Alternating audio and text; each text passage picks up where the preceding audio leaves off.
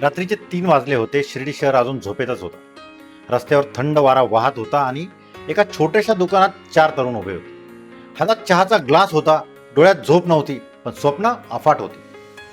आपले भविष्य काय आहे याची त्यांना माहिती नव्हती, पण त्यापेक्षा मनात एक विचार आणि एक जिद्द त्यापेक्षा मोठी होती. ती म्हणजे आपण यशस्वी होणारच. मित्रांनो, ही कथा आहे इंजिनिअरिंगच्या शाखेत ग्रॅज्युएट होऊन देखील लाखोंच्या नोकरीला लाथाडणाऱ्या आणि स्वतःचा ब्रँड तयार करायला निघालेल्या एका ध्येयवेड्या तरुणाची, अर्थात स्वप्नील लांडे यांची. अहिल्यानगर जिल्ह्यातील एका छोट्याशा गावातील मुलाची, ज्याने परिस्थितीला हरवून स्वतःची ओळख तयार केली आणि एका चहाच्या कपातून ब्रँड साम्राज्य उभं केलं. हे ब्रँड साम्राज्य त्याने कसं उभं केलं जाणून घेऊया या व्हिडिओतून.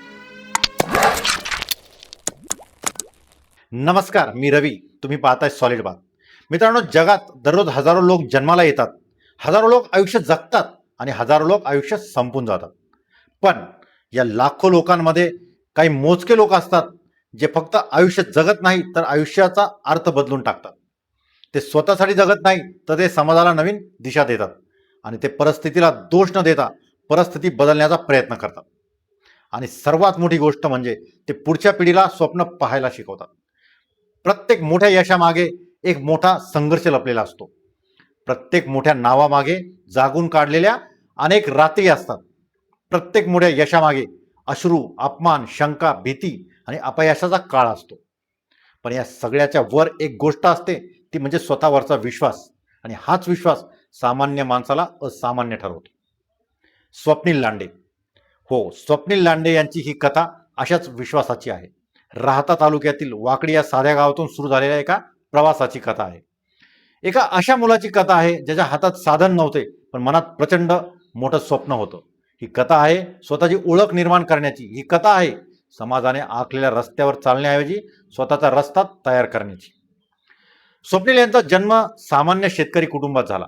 घरात आर्थिक परिस्थिती मजबूत नव्हती. प्रत्येक गोष्ट विचार करून करावी लागत असे. प्रत्येक खर्च जपून करावा लागत असे. पण या सगळ्या परिस्थितीत एक गोष्ट खूप मजबूत होती, ती म्हणजे मेहनतीवर असलेला विश्वास. काबाड कष्ट करून कुटुंबाचा गाडा हाकणाऱ्या त्यांच्या वडिलांकडून त्यांना एक गोष्ट लहानपणापासून शिकवली गेली, ती म्हणजे शुद्ध यश मिळवायचं असेल तर शॉर्टकट नाही तर शुद्ध मेहनत हवी. याच संस्कारासोबत वाढणाऱ्या स्वप्नीलचे प्राथमिक शिक्षण वाकडी येथील जिल्हा परिषद शाळेत झाले. साधी शाळा, साधे वातावरण, पण या साध्या वातावरणानेच त्याच्या आयुष्याचा पाया मजबूत केला. लहानपणापासून क्रिकेट त्याचा जीव होता. क्रिकेट फक्त खेळ नव्हता, तो त्याचा आत्मविश्वास होता. तिथे त्याला मर्यादा वाटत नव्हत्या. पण गावचं वास्तव जरा वेगळं असतं. गावात स्वप्नांपेक्षा सुरक्षित आयुष्याला महत्त्व दिलं जातं. मुलांना सांगितलं जातं, डॉक्टर व्हा, इंजिनियर व्हा, नोकरी करा, आयुष्य सुरक्षित करा. आणि हळूहळू स्वप्नीलही त्या प्रवाहात वाहू लागला. क्रिकेट मागे पडत गेलं आणि शिक्षण पुढे येत गेलं. 10वीचा निकाल लागला आणि स्वप्नीलने 90% गुण मिळवले. गावात पहिला क्रमांक मिळवला. सगळीकडे लोक कौतुक करू लागले. घरात आनंदाचं वातावरण होतं. सर्व नातेवाईक त्याच्याकडे आशेने पाहू लागले. म्हणूनच या कौतुकासोबत अपेक्षांचं ओझं देखील आलं. 12वी जवळ येत असताना स्वप्नीलच्या मनात एक वेगळा विचार वाहू लागला. त्याला वाटत होतं की आयुष्य फक्त नोकरीसाठी नसतं, आयुष्य काहीतरी निर्माण करण्यासाठी असतं. आपण 12वीतही जास्त मार्क मिळवले तर नोकरी करावी लागेल, जे आपल्याला कधीच करायची नाही. या विचारामुळे त्याने जाणीवपूर्वक 12वीमध्ये अभ्यासावर कमी लक्ष दिलं.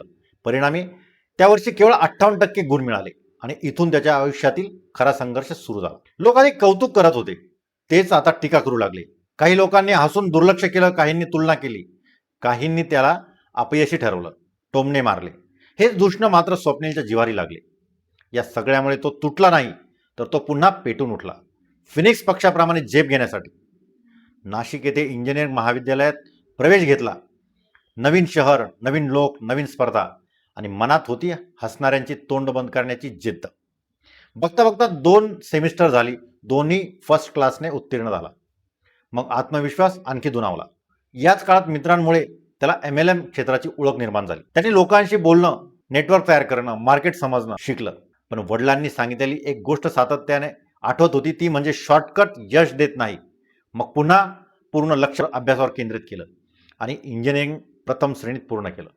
पण वयाच्या या टप्प्यावर येईपर्यंत एक निर्णय पक्का झाला होता, तो म्हणजे नोकरी नाही, फक्त व्यवसाय करायचा. यानंतर आला सर्वात मोठा ट्विस्ट. स्वप्नील लांडे, राजेंद्र लांडे, निलेश जाधव आणि विशाल गाडवे हे 4 मित्र एकत्र आले.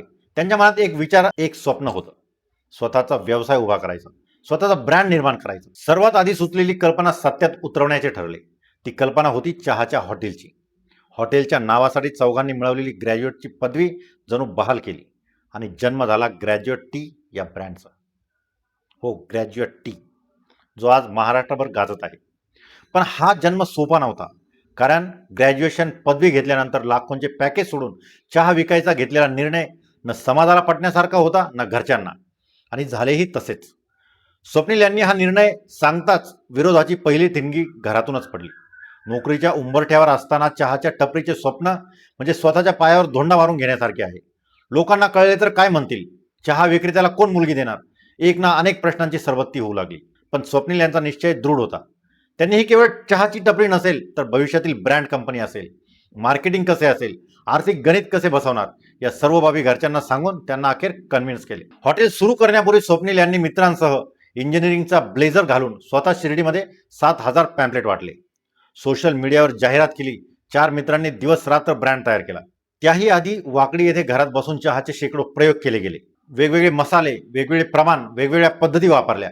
टिपणे घेतली. गावातल्या कट्ट्यावर, शेताच्या बांधावर आणि गप्पाळ्या महिलांना फ्रीमध्ये चहा दिला. फीडबॅक घेतला. ज्या चहाला सर्वात जास्त पसंती मिळाली तो फॉर्म्युला त्यांनी शिर्डीमध्ये वापरला. शिर्डीतील सुरुवातीचे दिवस खूप कठीण होते. पहाटे 3 वाजता उठून काम सुरू करायचं. फक्त 3 तास झोप घ्यायची. पण त्यांनी मेहनत थांबवली नाही. त्या काळात बाजारात चहा फक्त 3 ते 4 रुपयांना मिळत होता.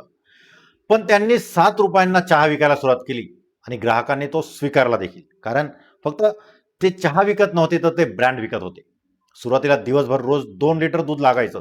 हळूहळू व्यवसाय वाढत गेला आणि 2020 पर्यंत 2 लिटरहून रोज 300 लिटर दूध लागायला लागलं. 2019 मध्ये स्वप्नील यांनी राजेंद्र लांडे यांच्या समेत श्रीरामपूर येथे शाखा सुरू केली. त्यानंतर काही महिन्यात लॉकडाऊन आले. कर्मचारी काम सोडून गेले. पण त्यांनी हार मानली नाही. त्यांनी स्वतः दुकानावर उभं राहून काम सुरू केलं. पुन्हा शून्यातून सुरुवात केली. लॉकडाऊन नंतर लोक हेल्थ कॉन्शियस झाले होते. त्यांनी हे ओळखलं आणि हेल्दी चहाचे प्रकार सुरू केले आणि पुन्हा व्यवसाय वाढला. त्यानंतर त्यांनी फ्रँचायझी मॉडेल सुरू केले. त्यांनी 2019 साली सुरू झालेल्या एका शाखेपासून सुरुवात करून 2025 अखेर संपूर्ण राज्यात तब्बल 232 शाखा उभ्या केल्या. आज महाराष्ट्रातील एकही असे शहर नाही जिथे ग्रॅज्युएट टी हा ब्रँड चहा प्यायला मिळत नाही. हा प्रवास सोपा नव्हता. प्रत्येक शाखा उघडताना नवीन आव्हाने, नवीन जबाबदाऱ्या आणि नवीन शिकवण्या मिळाल्या. पण या संघर्षातून त्यांनी हजारो लोकांना रोजगार दिला आणि समाजात सकारात्मक बदल घडवला. एकेकाळी नातेवाईकांना वाटत होते की चहा विकणाऱ्याला कोण मुलगी देणार. पण नंतर काळ असा बदलला की त्या चहाच्या हॉटेलमध्येच मुलाला पाहिले गेले, चौकशी केली, लग्न देखील जुळवले गेले. 2023 मध्ये 2चे 4 हात झाले. त्यानंतर 2024 मध्ये डेप्युटी समोसा ब्रँड सुरू केला. व्यवसायाचा विस्तार झाला. त्यासाठी लागणारे मसाले, पीठ, कच्चा माल तयार करण्याचे काम घरी सुरू होते. या कामामध्ये त्यांच्या सहचारणीसोबत कुटुंबाचा मोठा सपोर्ट मिळाला. आज परिस्थिती पूर्ण बदलली आहे. जे लोक आधी टीका करायचे ते आता कौतुक करतायत. आज स्वप्नील यांच्या वडिलांना त्यांच्या नावाने ओळखलं जातं. हा त्यांच्या आयुष्यातील सर्वात मोठा भावनिक विजय आहे. या कथेतून एक प्रश्न उभा राहतो, आपण आयुष्य कोणासाठी जगतो? समाजासाठी, लोक काय म्हणतील यासाठी, की स्वतःच्या स्वप्नासाठी?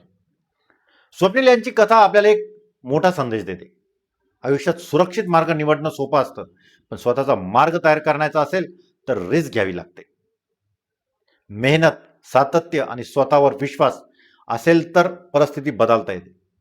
आज अनेक तरुण स्वप्न बघतात आणि स्वप्न सोडून देतात, कारण त्यांना भीती वाटते, लोक काय म्हणतील, अपयश आलं तर काय होईल. पण सत्य एकच आहे, अपयश तात्पुरतं असतं, स्वप्न सोडणं कायमचं असतं. आपल्या समाजाला फक्त नोकरी करणारे लोक नकोत, आपल्या समाजाला स्वप्न पाहणारे लोक हवेत. पालकांनी फक्त मुलांना सुरक्षित मार्ग दाखवू नये, त्यांना विचार करायला शिकवावं, स्वप्न पाहायला शिकवावं, रिस्क घ्यायला शिकवावं. कारण प्रत्येक मुलामध्ये काहीतरी वेगळं करण्याची ताकद असते. जर आज तुम्ही संघर्ष करत असाल, लोक तुमच्यावर हसत असतील, तर लक्षात ठेवा, इतिहास लिहिणारे लोक सुरुवातीला वेडे वाटतात, पण शेवटी तेच जग बदलतात. आणि कदाचित पुढची प्रेरणादायी कथा तुमच्या नावाने लिहिली जाईल. मित्रांनो, स्वप्नील लांडे यांचा संघर्ष तुम्हाला कसा वाटला? व्हिडिओ आवडला असेल तर लाईक आणि शेअर करा आणि सॉलिड बात या यूट्यूब चॅनलला सबस्क्राईब करा.